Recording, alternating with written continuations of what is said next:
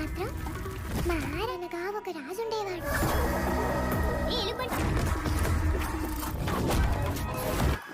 చెప్పింది వినాలి, తీసుకోవాలి. మా ఫ్యామిలీ వృద్ధ. दोस्तों, आज मैं डाकू महाराज मूवी का एक्सप्लेनेशन करने वाला हूं जो कि काफी धमकेदार है। तो चलिए वीडियो को शुरू करते हैं। उससे पहले आप हमारे संगीत YouTube 4 का सीन देखते हैं और हमें कृष्णमूर्ति नाम के एक शख्स को दिखाया जाता है जो कि बहुत ही अच्छे किस्म का शख्स होता है। वह अपनी नानी वैष्णवी के साथ रह रहा होता है। बात करें वैष्णवी की तो वह अनाथ होती है। वह स्नेभी का पालन पोषण कृष्णमूर्ति ही कर रहा होता है। अब एक दिन कृष्णमूर्ति को मालूम चलता है कि उसकी चाय के बागान में जानवरों का अवैध व्यापार हो रहा है जो कि MLA त्रिमुथल और उसका छोटा भाई मनोहर कर रहा है। इसलिए वह इसके खिलाफ कंप्लेन कर देता है। वहीं जब यह बात MLA को मालूम चलता है तब वह कृष्णमूर्ति के पास जाकर उसे धमकाने लगता है और उसे अपनी कंप्लेन वापस लेने के लिए बोलता है और बोलता है कि तुम इस मामले से दूर रहो, नहीं तो अंजाम बहुत ही बुरा होगा। लेकिन कृष्णमूर्ति नहीं मानता, बल्कि वह तो MLA से उसका खतरा है। यह बोलकर अपनी फैमिली के लिए पुलिस का सुरक्षा का मांग करता है। अब यहाँ पर हमें गोविंद गुज्जर नाम का एक डकैत को दिखाता है जो कि कृष्णमूर्ति के परिवार के ऊपर MLA का खतरा है। इस बारे में जानकर वह कृष्णमूर्ति के हेल्प करने के लिए ठान लेता है जो कि उसका गैंग का लीडर ही कर सकता था, जिसका नाम सीताराम और टाकू महाराजा है जो कि बहुत ही डेंजरस है। लेकिन वह अभी भोपाल के जेल में कैद है। गोविंद जैसे तैसे करके वह उसे मिलने जाता है और वह कृष्णमूर्ति के फैमिली के कठिनाइयों के बारे में सब कुछ महाराजा को बता देता है, जिसे सुनने के बाद वह बहुत ही गुस्सा होने लगता है। अब यहाँ पर इसके एक्सप्रेशन को देखते हुए हम जानते हैं कि जरूर ही डाकू महाराज कृष्णमूर्ति को पहले से ही जानता होगा। खैर, अब यहाँ पर महाराज बोलता है कि अब मुझे बाहर निकलने का समय आ गया है और हम देखते हैं कि महाराज अपने गैंग के मदद से वह उस जेल से भाग जाता है। अब बाहर आकर वह सबसे पहले अपनी भेष पूजा बदलकर कृष्णमूर्ति के नए ड्राइवर के रूप में ज्वाइन हो जाता है, क्योंकि यह सब उसका एक प्लान होता है कि वह उसके फैमिली में रहकर ही वैष्णवी सहित उन सबको MLA के गुंडे से बचा सकेगा। वहीं यहाँ पर महाराज कृष्णमूर्ति के सारे फैमिली से घुल मिल जाता है और वो वैष्णवी के लिए उसके नाना जी जैसा बन जाता है। वहीं इसी दौरान मनोहर कृष्णमूर्ति के फैमिली पर अटैक भी करता है, लेकिन महाराज उसे बहुत ही मारता है और उसे पुलिस के सामने आत्मसमर्पण होने के लिए मजबूर कर देता है। लेकिन इसी बीच एक इंस्पेक्टर जिसका नाम स्टीफन होता है, उसे महाराज के बारे में मालूम चल जाता है और वह जान जाता है कि महाराज जेल से भागकर कृष्णमूर्ति के फैमिली का नया ड्राइवर के रूप में रह रहा है। इसलिए वह उसे फिर से अरेस्ट करके ले जाता है, लेकिन वह वैष्णवी सहित उसके फैमिली को महाराज की असलियत के बारे में किसी को नहीं बताता। वहीं इधर हमें MLA और उसके मनोहर के बारे में हम जानते हैं कि वह दरअसल चाय के बागान में जानवरों का अवैध व्यापार नहीं बल्कि बबलू सिंह ठाकुर और उसके अंकल बलवंत सिंह ठाकुर के लिए उस चाय के बागान में को किनका खेती कर रहे थे। अब यहाँ पर बबलू सिंह को मालूम होता है कि कृष्णमूर्ति ने उसके बिजनेस के ऊपर केस किया है, तो वो कृष्णमूर्ति से मिलने जाता है और उसे अपने केस वापस लेने के लिए बोलता है, जिसके बदले उसे उसके साथ पार्टनरशिप का ऑफर भी देता है। लेकिन कृष्णमूर्ति उसके प्रपोजल को रिजेक्ट कर देता है। यह जान के गुस्से में बबलू सिंह वहां से चले आता है, लेकिन वह रात के समय अपने गैंग के साथ वह कृष्णमूर्ति के घर पर अटैक कर देता है और साथ ही अपने कुछ आदमियों को कृष्णमूर्ति के चाय बागान में फसल काटने के लिए भेज देता है। वही यह बात गोविंद को मालूम चल जाता है कि बबलू कृष्णमूर्ति के घर पर अटैक करने वाला है, इसीलिए वो वहां पर कृष्णमूर्ति के फैमिली को बचाने के लिए आ जाता है। तभी हम देखते हैं कि वहां पर यह सजान के भी आ जाती है। अब यह सारे लोग मिलकर बबलू सिंह के गुंडे से कृष्णमूर्ति के फैमिली को बचाने लगता है, लेकिन यहाँ पर बबलू के आदमी बहुत सारे थे जिस वजह से यहाँ पर सिचुएशन अनकंट्रोल होने लगता है। अब यह देखकर महाराज के आदमी इंस्पेक्टर स्टीफन के फैमिली को अगवा कर लेता है और वह उसके फैमिली के बदले महाराज को छोड़ने के लिए बोलता है। अब यहाँ पर न को मजबूरन महाराज को छोड़ना पड़ता है, वही महाराज सीधे कृष्णमूर्ति के परिवार को बचाने के लिए यहाँ पर आ जाता है। अब बबलू सिंह सहित उसके गैंग से वो फाइट करने लगता है और हम देखते हैं कि महाराज उसके सारे आदमियों का मौत का घाट उतार देता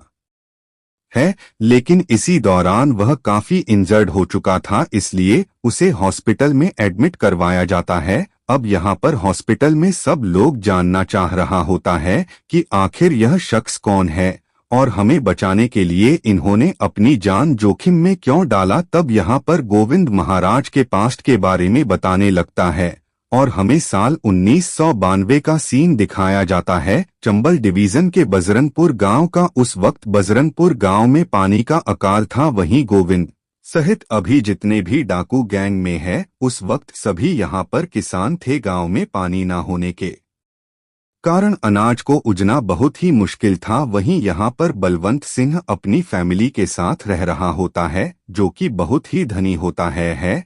अब इस गांव में पानी की कमी के देखते हुए यह लोग गांव वाले से बोलता है कि हम तुम लोगों के लिए पानी का व्यवस्था कर देंगे, लेकिन तुम लोगों को हमारे मार्बल फैक्ट्री में काम करना पड़ेगा। अब यहाँ पर गांव वाले वैसे भी पानी की कमी से परेशान था, वहीं ठाकुर के परिवार वाले पानी का व्यवस्था कर ही रहा था, तो वो लोग काम करने के लिए मान जाते हैं। अब ये लोग काम करते वक्त देखता है कि जो पानी गांव के लिए होना था, बलवंत सिंह और उसके परिवार के लोग यह सब पानी को अपने और लेकर अपनी फैक्ट्री में सारा पानी यूज कर रहा है। इसलिए यह लोग एक दिन वहां के आईएएस ऑफिसर सीताराम और उसकी वाइफ काबरी से कांटेक्ट करता है और उन्हें बताता है कि जो पानी हमारे गांव के लिए यूज होना था, वह सारे पानी बलवंत सिंह अपनी फैक्ट्री में यूज कर रहा है। इसलिए हमारे खेतों सिंचाई के लिए एक बांध बनाया जाए। वहीं सीताराम और कावेरी गांव वाले के प्रॉब्लम सुनकर खेतों के लिए वहां पर एक बांध बनाने का प्लान बनाता है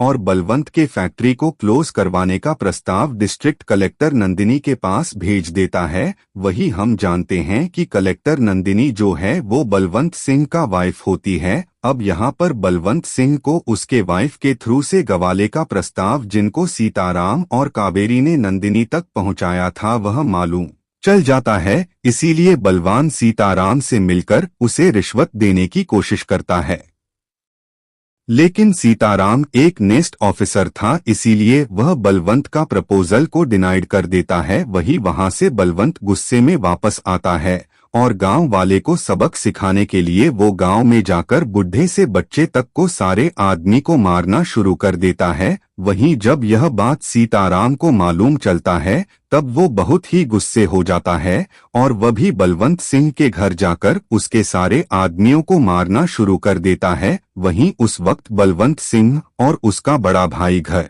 पर नहीं था, लेकिन उसका छोटा भाई घर पर ही होता है, जिसको सीताराम बहुत ही बेरमी से मार देता है। और वो वहां से जाते वक्त बलवंत की पत्नी यानी कि नंदिनी को उसके पति ने गांव वाले के ऊपर क्या क्या अत्याचार किया है वो सारी बातें बता देता है। वही हम जानते हैं कि नंदिनी अपने पति के गलत कामों के बारे में नहीं जानती थी। इधर सीताराम अपनी जॉब को छोड़कर गांव वाले का मसीहा बन जाता है और इसी तरह से वो सीताराम से डाकू महाराज बन जाता है। वह अपने गांव वाले को भी हथियार थमा कर बलवंत के फैक्ट्री में काम करने से बंद करवा देता है। वहीं इधर जब बलवंत के बड़े भाई को मालूम चलता है कि महाराज ने उसके भाई का कत्ल किया है, तो वो महाराज को ढूंढने लगता है। वहीं उसे महाराज ना मिलने पर उन्होंने महाराज के वाइफ काबरी सहित कुछ गांव वाले को बंदी बना लेता है। वहीं जब यह बात महाराज को मालूम चलता है,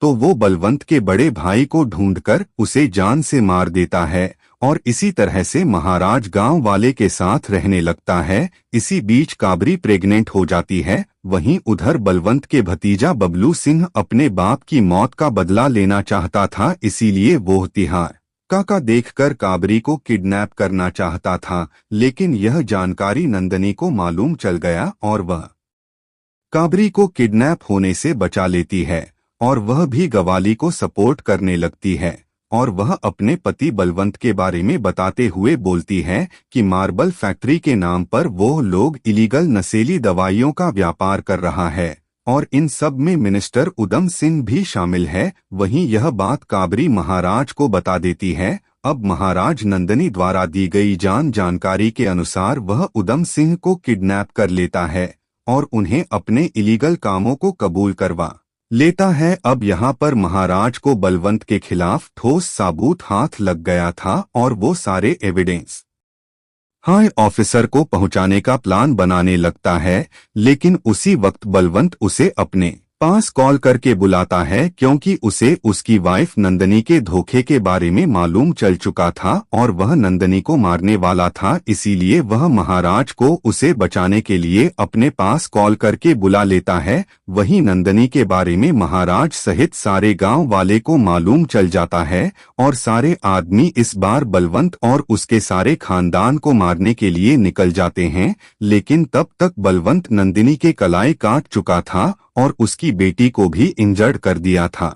वही यहाँ पर महाराज आता है, लेकिन वहाँ पर बलवंत उसे मारने लगता है। अब यहाँ पर इन दोनों के बीच फाइट होने लगता है। तभी वहाँ पर बलवंत देखता है कि सारे गांव वाले गुस्से में उसके सारे आदमियों को मार रहा है और यह सब देख वो अपने भतीज को लेकर वहां से भाग निकलता है। अब यहाँ पर महाराज नंदिनी की रिपोर्ट और अपने सारे एविडेंस बलवंत के खिलाफ गवर्नमेंट तक पहुंचा देता है और हम देखते हैं कि गवर्नमेंट बलवंत का वो फैक्ट्री क्लोज करने का और गांव के लिए गांव में बांध बनवाने का प्रपोजल को मंजूरी दे देता है। वही हम जानते हैं कि नंदिनी का बहुत सारा ब्लड निकलने की वजह से उन्होंने अपनी दम तोड़ दी थी, लेकिन वो मरने से पहले अपनी बेटी को नंदिनी के पेरेंट्स तक सौंपने के लिए महाराज को बोल दिया होती है, क्योंकि उसे भरोसा था कि उसकी पेरेंट्स उसकी बेटी को बहुत ही अच्छे से देखभाल करेगा। अब यहाँ पर हम प्रेजेंट में जानते हैं कि वैष्णवी नंदिनी का ही बेटी है